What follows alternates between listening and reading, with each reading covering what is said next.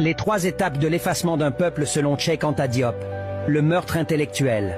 On vous nie toute histoire. Vous n'avez jamais rien accompli. Vous êtes incapable. Votre culture n'est que folklore. Vos religions sont de la sorcellerie. Vos langues ne sont que des dialectes. Le meurtre moral. On vous refuse le droit de décider ce qui est bien ou mal, de prendre des décisions vous concernant. Vous devez tout voir selon la pensée de l'oppresseur.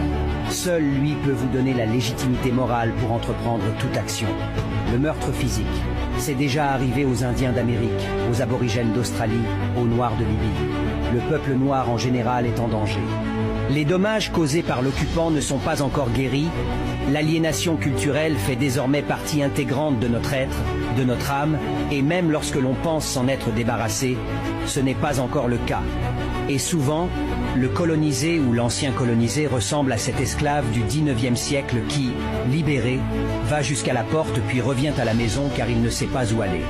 Après avoir perdu sa liberté depuis si longtemps, après avoir acquis des réflexes de subordination, après avoir appris à penser à travers son maître. C'est un peu CE qui est arrivé à l'intelligentsia africaine dans son ensemble.